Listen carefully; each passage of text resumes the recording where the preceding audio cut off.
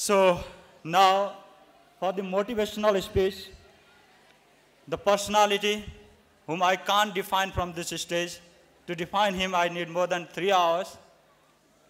From the yuga of my father to the yuga of mine, he is the hero. मेरो बुवाको पनि हिरो, मेरो पनि हिरो. म सुटुक्क 9 कक्षामा पढ्दा चोर भन्ने फिल्म हेरेको थिएँ बुटबलमा, कालिका हलमा. अनि म पनि त्यस्तै देखिन्छु कि भनेर ऐनामा हेरेँ, कहिले देखिनँ. Hero of the hero, superhero, Mr. Rajesh Hamal. I would like to request him for the motivational speech. Rajesh Hamal. Distinguished Chief Guest, Professor Pradhan, Ojaji, respected principal, teachers, and most importantly, the students who are present here today. Good afternoon to everyone. You know, I'm truly delighted to be here amongst you, and I really mean this. You know, besides my passion for cinema and traveling, what I love most is to be with young people like you, to interact, to understand, because I truly believe that the youth are the pulse of today, the present. You are the vibrant force of today. What you think, what you aspire, what you dream, the way you conduct yourself, the way you carry yourself, will not only determine the society of tomorrow or the country of tomorrow, or for that matter, the world of tomorrow, but you also play a very vital role in the present. That is my firm belief. What you do, what you think, what kind of taste you have, what kind of outlook you have, what kind of mannerism you have, makes the dynamism of today, of the present as well. That kind of power you guys have. What you choose will make a lot of difference. What you choose to eat, what you choose to drink, what you choose to wear, what kind of entertainment you choose to have, what are the kind of things that you like or dislike, determines the dynamism not only in the society but also in the marketplace. If youth of today, if you decide, someone who is about 15 to 16 to up to 30, if they decide not to drink certain types of soft drinks, the market of that soft drink will plummet. If you decide that you are not entertained by certain types of entertainment, if you feel going to the movie theaters and watching movies does not give you entertainment, the movie business will go down. If you choose to dislike certain types of clothes, certain types of mannerism, the same thing will happen to that as well. That is the kind of power that you guys have. But I am not sure whether the youth of today are aware of that power, or whether they are utilizing their power on their own. Because I believe, you know, in today's age, in the information age, in the cyber age, other sources are making decisions for you. Other factors are directing you to do what you're supposed to do. What kind of fun you should have, what kind of food you should enjoy, what kind of entertainment you should have, what kind of clothing you should wear, what kind of gadgets you should own. That is the thing that you should be deciding, but what happens is in this information age, in the digital age, and the cyber age, other sources are deciding for you. So more or less, that power has been snatched away from you, probably because the youth of today is not aware of that power. Now what happens is when someone else is directing you of all these things, the society becomes a one big herd. There's a danger of creating a herd, a sheep-like community where everybody thinks alike, where everybody wants to wear the same thing, where everybody wants to have something that the other person has, and they do not make their own individual decision. They are giving away their individual power, and that is what you guys should be reclaiming now. You know, it's all right to be similar, but it is much more better to be different, to have your own individual opinion, to have your own individual taste, to have your own individual creativity and to be directed by that and to be motivated by that gives you a true personality, gives you a true identity. So this is what I really want to tell the youth of today is reclaim that power that you guys have, your individuality, your personality, you know, the thing that you're capable of your own. Because now I see you here, you know, gathered. I can either look at you as a bunch of students or I can look at you as individuals. If I look at you as a bunch of students, I will just see similar things, similarities, same age, same reaction, same kind of thought process. But if I look at you individually, each of you have something to offer. Each of you have certain types of skills and talents that you can bring into the table. And you should be recognizing that and you should be utilizing that. Because I'm not saying that all of you are equal. But what I'm saying is each one of you are different. And cash on that. Utilize that. Don't compare yourself to others. Don't go by what the trend is saying.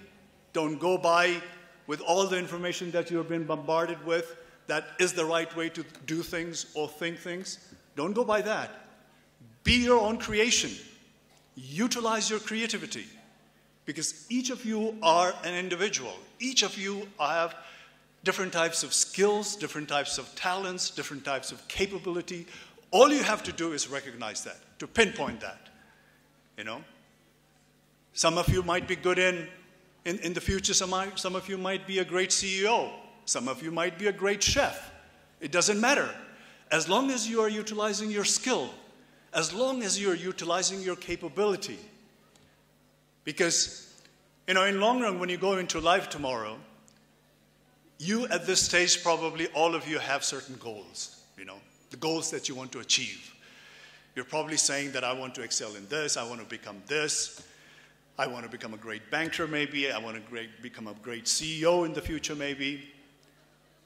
And you make certain goals for yourself. But let me tell you, goal is not the end by itself. What you think as a goal is only the means. What you should actually aspire for is the growth in you. And the growth happens on an everyday basis. How to grow better, how to be a better person, how to achieve better things, so that ultimately one day you'll be in your goals. Once you have put your goals in place, according to the capacity and capability that you have, on a day-to-day basis, what you should concentrate on is how to grow better. Forget about your goal. As long as you're growing better each day, as long as you're learning each day, as long as you're being a better person each day, ultimately, if you get the goal, you become a very, very capable person. And even if you don't get the goal, what happens is that you will not be empty-handed. You would have become a better person, and you will end up doing something or the other. So the idea is the growth. Because in life, science says that whatever comes in life ultimately degenerates, ultimately dies away, ultimately fades away. You're born, you grow, you reach a certain peak, and then your decline starts, and then you meet your end. Everything happens like that.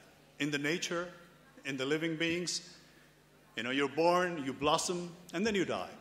But the only thing that remains with you throughout your life, which you can grow it constantly, is your knowledge, your spirit.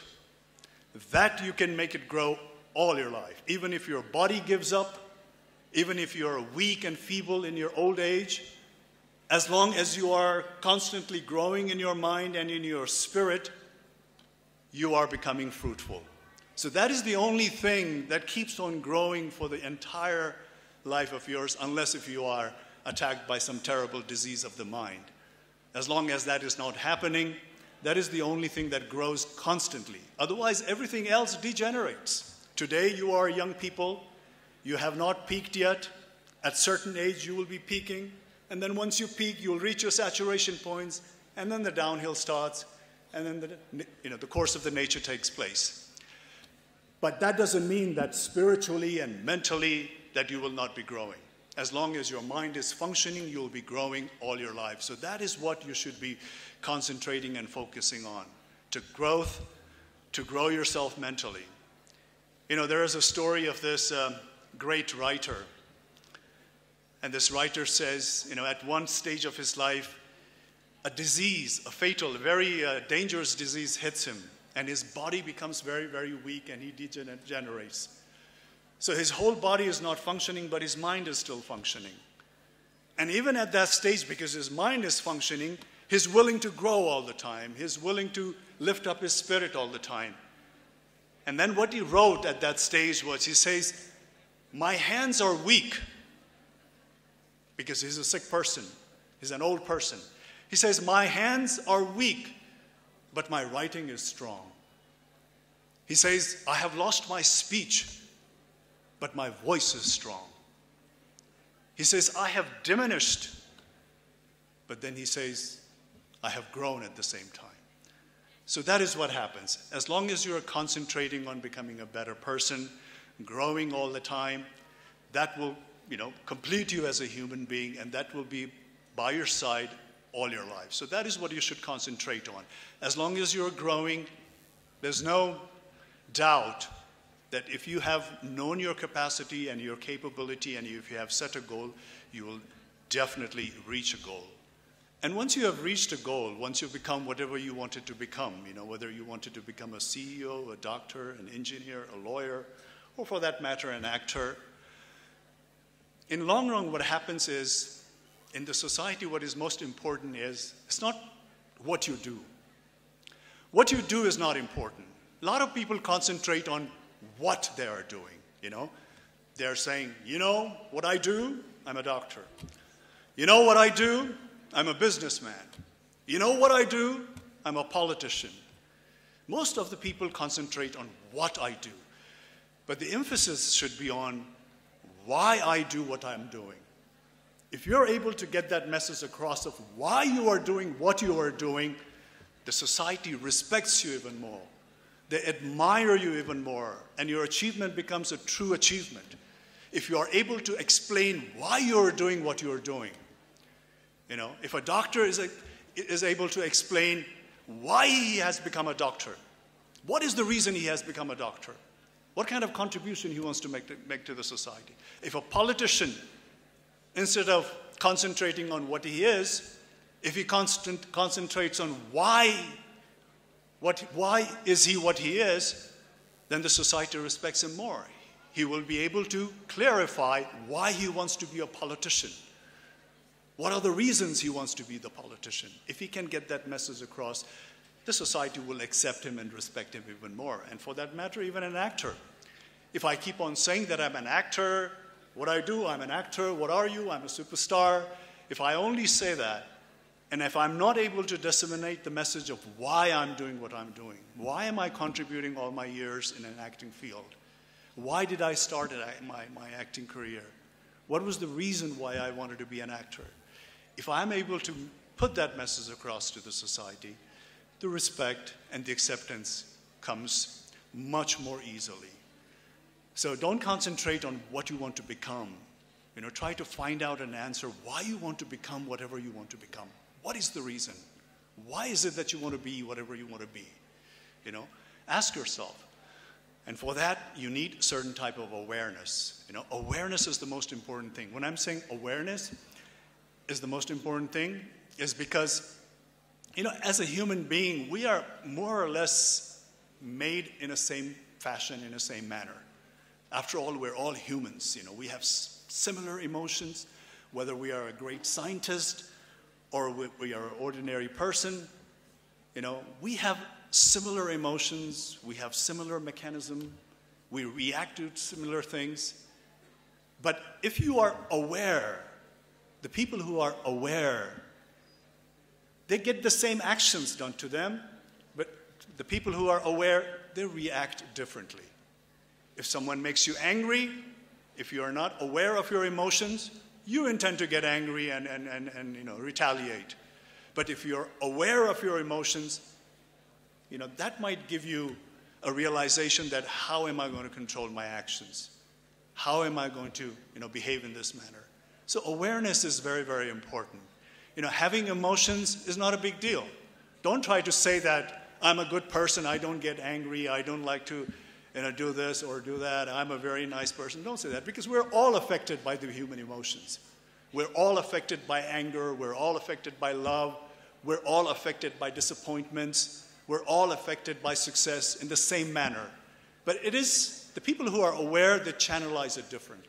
We come to know how to channelize our emotions, and that becomes very, very important. And I think a person who is aware will be able to, determine its future and its future path in a more accurate way. There was a person who was in a concentration camp. You guys know what a concentration camp is? During Second World War, in the Nazi time, Hitler time, he put a lot of people in the concentration camp, and they were, at one point or the other, going to be killed. And there was one prisoner who said that he can look at the faces of the prisoners and say that, I know who is going to live out this prison time and who is going to succumb to it. Who is going to give up or who is going to live it out and fight it. He could almost make it out by the mannerism and the expressions of their face. And that is because, you see, you can rob everything out of you. People can take away your money, people can take away your clothing, people can take away your possessions. But what they cannot take away is how you react to a situation. How are you going to react to a situation is going to be with you, and that is going to be your power. If some people teases you, it is within your power how you're going to react. That power, nobody is going to snatch it away. If somebody says, I'm going to kill you, how you're going to react to that is your power. That power no one can steal away from you. If somebody comes to your house and robs everything, how you're going to react to that situation is up to you. So the person who knows how to react in a situation is the person who is finally going to reach his destination. And I think that is very, very important.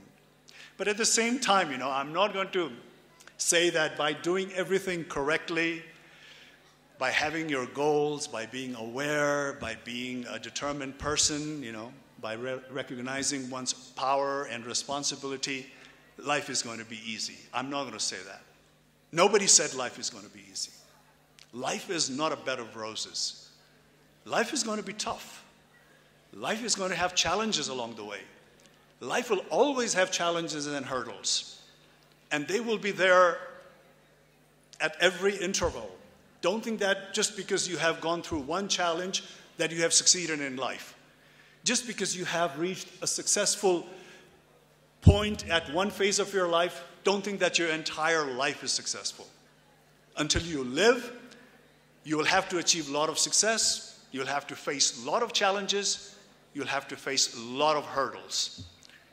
And as long as you are willing to face that, as long as you make yourself capable of facing that, that will determine whether you are going to be the winner or you're going to be the loser. There was a president in America called Roosevelt. I don't remember the exact word. I'm going to paraphrase. What he said was, that I really liked the saying that he said. I don't remember by word to word, but more or less I'm paraphrasing this. What he said was, when a strong man stumbles and falls, when a determined person stumbles and falls, it is not the man who stand in the periphery, point fingers at him, laugh at him, criticize him, trying to pull him down. They don't count. Those voices, those people don't count. Who really counts is the person who is there in the field, there in the arena, giving his best, trying his hardest, putting all that he has with sweat, blood, and tears and trying to achieve something, with his body smeared with tears and muds and whatnot, trying to make something out of his life, trying to get to the goal that he is wanting to get. That is the person who counts. Because in life, whenever you're trying to achieve something, whenever you're trying to make your dream come successful, there will be a lot of people who will probably try to pull you down, will be watching at every mistake that you make, and every time you make a mistake, they'll probably point fingers at you, laugh at you, criticize you. But as long as you stand up, as long as you are aware and you react in a different manner, you will be able to reach to your successful point. And that matters. So as long as you are striving, as long as you are working hard, as long as you are putting your best, even if you don't achieve success, at least you will know, you will get this satisfaction that you have given your best. You tried your hardest. So what if I didn't get it? At least I tried my hardest, I've learned my lesson, I'm not empty-handed, I gained something. But if you get success out of that, after trying hard, struggling hard, striving for things harder, if you achieve success, then that will be the ultimate success. And that will definitely make you happy and other people happy. Because in life, no matter what happens, winning is important. To win is important. But not winning by hook or by crook. Not winning by any means, but by winning in an honest way. Winning by helping other people, being compassionate to other people. When you are getting to the winning position, helping other people along the way as well. And despite that, if you actually become a winner tomorrow, everybody will appreciate that. Everybody will consider you as a true winner because you have gone there by your honest means, by helping other people, by being compassionate to other people, and not by hook or by crook. So I ask you all to be a winner in life, be a winner in a very honest way, in a compassionate way, protect your individuality, and have a wonderful life. Thank you very much. Thank you, everyone.